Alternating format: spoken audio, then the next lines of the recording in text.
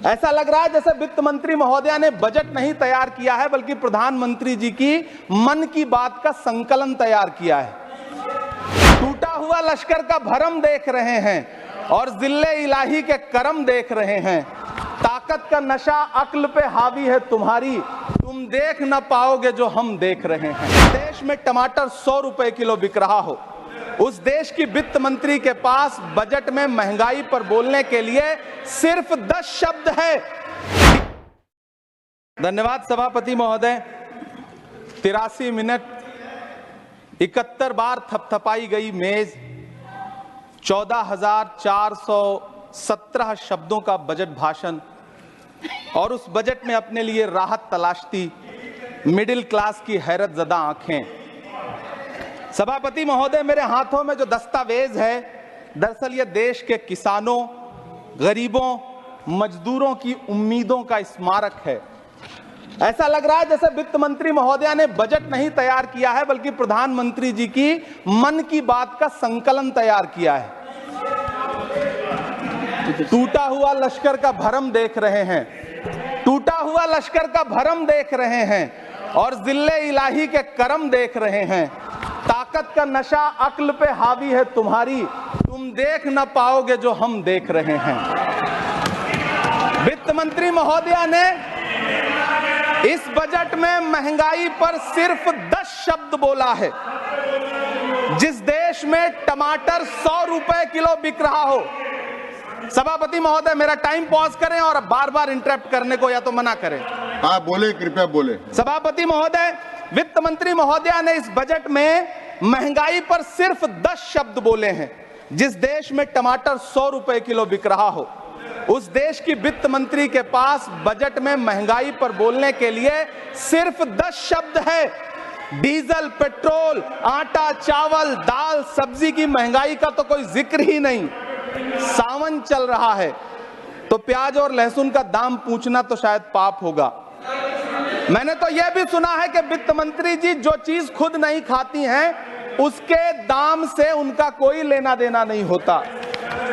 लेकिन इस बार बजट पेश करने के लिए पार्लियामेंट आने से पहले वित्त मंत्री जी ने दही और चीनी खाई थी। अब तो उनसे यह पूछा जा ही सकता है कि उन्हें दही, दूध और चीनी का रेट तो इन दिनों पता ही होगा। क्या उसे सस्ता करवाएंगी या नहीं सस्ता करवाएंगी? अगर पता है तो कृपया सस्ता करवाइए, क्योंकि इसी चीनी ने अमेठी में एक मंत्री महोदया का राजनीतिक कैरियर कड़वा कर दिया। सभापति महोदय, अपने शीश महलों में बैठे हुए सरकार के सांसद और मंत्री कह रहे हैं कि महंगाई कम हो रही है। संसद की कैंटीन से बाहर निकल करके एक चाय का कप खरीदिए, तब समझ में आएगा कि महंगाई कम हो रही है या बढ़ रही है। किसी एक दिन अपनी किसी मजदूर की तरह अपनी दिन भर की दिहाड़ी लेकर के बाजार जाइए और अपने बच्चों के लिए राशन खरीदिए, तब पता चलेगा कि महंगाई कम हो रही है या नहीं हो रही है। यहां बैठ करके बड़ी बड़ी बातें करना आसान है। ये चूनर धानी धानी भूल जाते, ये पुरवा की रवानी भूल जाते, जो आकर 4 दिन गांव में रहते तो सारी लंतरानी भूल जाते। सभापति महोदय, इलेक्टोरल बॉन्ड खरीदने के नाम छुपाने वाली सरकार, इलेक्टोरल बॉन्ड खरीदने वालों के नाम छुपाने वाली सरकार इन दिनों आम के ठेला लगाने वालों के नाम जानना चाहती है। मुझे तो होटलों, ढाबों या आम के ठेलों पर नेम प्लेट लगवाने वालों से पूछना है कि कभी खून की बोतल पर देखा है किसी का नाम लिखा हुआ? मुझे पूछना है कि क्या कोरोना के दौरान अपनी उखड़ती हुई सांसों के लिए ऑक्सीजन तलाशने वाले किसी इंसान ने ऑक्सीजन लाने वाले किसी इंसान से पूछा था कि ऑक्सीजन लाने वाला इंसान हिंदू है? मुझे पूछना है कि लावारिस लाशों के लिए कोरोना में कांधा देने वाले, चिताओं के लिए लकड़ियां सजाने वाले किसी इंसान से पूछा गया था उसका नाम, उसका मजहब? लेकिन इन दिनों पूछा जा रहा है। सभापति महोदय, अफसोस देश के प्रधानमंत्री जी ने कभी न टूटने वाली चुप्पी ओढ़ ली है। सभापति महोदय, जनता ने 63 सीटें कम क्या कर दी, ये सरकार तो अमृतकाल का नाम लेना ही भूल गई। ये भूल गई है अमृतकाल को, ये भूल गई है मनरेगा को, ये भूल गई है मौलाना आजाद नेशनल फेलोशिप को, ये भूल गई है मणिपुर को, ये भूल गई है महाराष्ट्र को। मुझे गर्व है कि मैं राज्यसभा में महाराष्ट्र का प्रतिनिधित्व करता हूं। महाराष्ट्र जो देश की आर्थिक राजधानी है, जो टोटल कॉर्पोरेट टैक्स का 40%, इनकम टैक्स का 32% और जीएसटी का 20% इस देश को देता है, उस महाराष्ट्र के लिए इस बजट में एक शब्द नहीं है। आप बैठ जाए। सभापति महोदय, आखिर महाराष्ट्र से किस बात का बदला लिया जा रहा है? महाराष्ट्र ने लोकसभा चुनाव में बाबा साहब अम्बेडकर के संविधान को बचाने के लिए वोट क्या कर दिया? प्रधानमंत्री जी तो महाराष्ट्र से बदला लेने पर उतर आए। अब तो शायद उन्हें याद भी ना हो, यवतमाल का वो दाभड़ी गांव जहां 20 मार्च 2014 को वो किसानों के साथ चाय पर चर्चा करने गए थे और उनकी किस्मत बदलने के सपने दिखाए थे, उसी यवतमाल में पिछले 6 महीने में 132 किसानों ने आत्महत्या की है। सभापति महोदय, महाराष्ट्र में हर महीने 209 किसान आत्महत्या कर रहे हैं। राज्य सरकार द्वारा सौंपा गया आंकड़ा बताता है कि 1 जनवरी से 31 मई के बीच 1046 किसानों ने आत्महत्या की है। लेकिन अफसोस, इस बजट में महाराष्ट्र के किसानों के लिए कुछ भी नहीं है। किसानों से चिढ़ी हुई सरकार ने बजट में किसानों के एमएसपी की लीगल गारंटी नहीं दी। लेकिन याद रखिएगा, जो किसान का नहीं वो हिंदुस्तान का नहीं। सभापति महोदय, मुझे वित्त मंत्री जी से पूछना है कि वो जो कुछ साल पहले 100 स्मार्ट सिटी बनाने का ढोल पीटा गया था, सुना है उस ढोल में पानी भर गया है, इसीलिए आपने उसका नाम बदल करके सिटीज ऑफ ग्रोथ हब्स रख दिया है। अच्छा है, नाम बदलने का खेल खेलते रहिए, आपकी कई सरकारें तो इसी वजह से चल रही हैं। इस सरकार को पढ़े लिखे लोगों से दिक्कत है सभापति महोदय, इसीलिए इस सरकार ने यूजीसी का बजट 66% कम कर दिया है। वाह इस सरकार। सभापति महोदय, मैं वित्त मंत्री जी के संज्ञान में लाना चाहता हूं कि किशनगंज में एएमयू सेंटर के पास 224 एकड़ जमीन है। यूपीए सरकार ने सोनिया गांधी जी की अगुवाई में 136 करोड़ रुपए एएमयू किशनगंज सेंटर के लिए सेक्शन किए थे, लेकिन आपकी सरकार ने पिछले 10 साल में उस 136 करोड़ में से सिर्फ 10 करोड़ रुपया रिलीज किया है। 1.5 करोड़ की आबादी वाला सीमांचल बेहतर शिक्षा के लिए उस सेंटर की बाट जोह रहा है। मेरा आपसे सवाल है कि इस सेंटर का बाकी पैसा आप कब रिलीज करेंगे? मुझे उम्मीद है वित्त मंत्री महोदया जवाब जरूर देंगी। सीमांचल उसी बिहार में आता है जिसकी बैसाखी के सहारे आपकी सरकार चल रही है। वहां के लोगों को एम्स की जरूरत है। महानंदा और कोसी से होने वाली बाढ़ की तबाही को रोकने के लिए बांध बनाइए, सीमांचल के साथ सौतेला व्यवहार बंद करिए। इकोनॉमिक कॉरिडोर बनाने से किसी राज्य का विकास नहीं होगा, विकास होगा स्वास्थ्य और शिक्षा के बुनियादी मुद्दों के लिए बजट देने पर।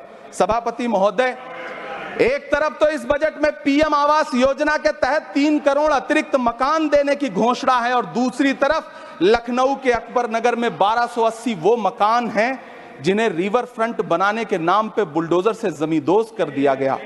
सभापति महोदय, लोग चीखते रहे, बच्चे बिलखते रहे, वसुधैव कुटुंबकम का नारा लगाने वाली सरकार इंसानों के घरौंदे उजाड़ कर जश्न मना रही है। सभापति महोदय, मेरा बहुत भावुकता के साथ देश के प्रधानमंत्री से सवाल है कि इन उजड़ते हुए मकानों और बेघर होते हुए घरों को देख करके आपको नींद कैसे आती है, आप सो कैसे पाते हैं? मेरा सवाल है इस देश के प्रधानमंत्री से, या तो लोगों के घरौंदे उजाड़ना बंद करिए या फिर करोड़ों मकान बनाने की झूठी घोषणाएं करना बंद करिए।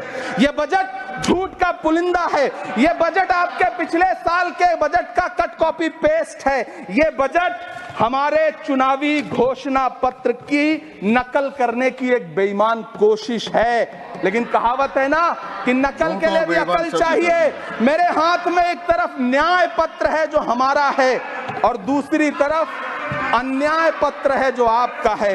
इस सरकार को आलोचना सुनने की आदत नहीं है सभापति महोदय। जब आप इनसे सवाल पूछिए तो ये कहते हैं कि आप बताइए 70 साल में आपने क्या किया है। मैं तो इस सदन में कहना चाहता हूं सभापति महोदय कि हमसे 70 साल का हिसाब मांगने वालों, जो सरकार अपना चलाया हुआ 2000 का नोट 7 साल नहीं चला सकी, वो हमसे 70 साल का हिसाब मांगती है। सभापति महोदय, मैं अंत में आपसे यह कहना चाहता हूं, यह बजट बैसाखी पर टिकी हुई सरकार का कुर्सी बचाओ बजट है। इस बजट में राज्यों के साथ, किसानों के साथ, नौजवानों के साथ, महिलाओं के साथ, देश के मिडिल क्लास के साथ अन्याय किया गया है और इस अन्याय का खामियाजा आपको महाराष्ट्र, हरियाणा और झारखंड के चुनाव में भुगतना पड़ेगा। सभापति महोदय, इस सरकार ने नोटबंदी लगाकर देश की आम जनता की पूंजी कृपया छीन ली। बैठे बैठे नहीं बोले, गब्बर सिंह कृपया। टैक्स लगा करके छोटे व्यापारियों के कारोबार छीन लिए, पेपर लीक करवा करके युवाओं की आंखों से नौकरी के सपने छीन लिए, अग्निवीर लाकर देश के जवानों की उम्मीदें छीन ली, बुलडोजर लगाकर लोगों के आशियाने छीन लिए, महंगाई लाकर देश की जनता की थाली से निवाले छीन लिए और नारा लगाया कि हम तो सेवक हैं, 18-18 घंटे काम करते हैं। इन्हीं लोगों के लिए किसी ने शेर कहा है कि जो सच और झूठ में दूरी है वो दूरी समझते हैं, सियासी हाकिमों की हम भी मजबूरी समझते हैं, वो अपना हक समझते हैं निवाला छीन लेने को, डकैती को बहुत से लोग मजदूरी समझते हैं। हमें पता है कि कैसी मजदूरी की जा रही है। सभापति महोदय, मैं यहां खड़ा होकर के अंत में आपसे कहना चाहता हूं कि इस बजट में तमाम राज्यों के साथ अन्याय किया गया है, इस बजट में युवाओं के साथ अन्याय किया गया है, महिलाओं के साथ अन्याय किया गया है और खास तौर से महाराष्ट्र के लिए कुछ नहीं रखा गया है। महाराष्ट्र बाढ़ से जूझ रहा है, पानी बरसने से वहां 1500 से ज्यादा लोग मारे गए हैं। उस शहर को, उस राज्य को 4000 करोड़ के पैकेज की जरूरत है ताकि जो फसलें बर्बाद हुई हैं लोगों को राहत दी जा सकी। लेकिन अफसोस इस बजट में महाराष्ट्र के लिए ऐसा कुछ भी नहीं है। मैं आखिर में यह कहना चाहता हूं कि पिछले 7 दिन से इस बजट का बड़ा ढिंढोरा पीटा जा रहा है, इसे महान बताया जा रहा है, लेकिन कौन महान बता रहा है? सत्ता पक्ष के लोग, उन्हें तो बताना ही है। क्योंकि मैं अवध क्षेत्र से आता हूं, प्रतापगढ़ से, नीरज भाई भी अवध और पूर्वांचल से आते हैं। वहां एक कहावत है कि बिटिया की तारीफ किसने की? बिटिया की महतारी ने, यानी कि बेटी की प्रशंसा किसने की? मां ने। तो इस बजट की तारीफ सत्ता पक्ष करे तो करेगा ही, लेकिन विपक्ष के एक भी सांसद से आप पूछिए कि क्या उसके राज्य को कुछ मिला है, तो वो ये कहेगा कि नहीं, कुछ भी नहीं मिला है। बहुत बहुत धन्यवाद सभापति महोदय, मुझे आम बजट पर अपनी राय रखने के लिए धन्यवाद।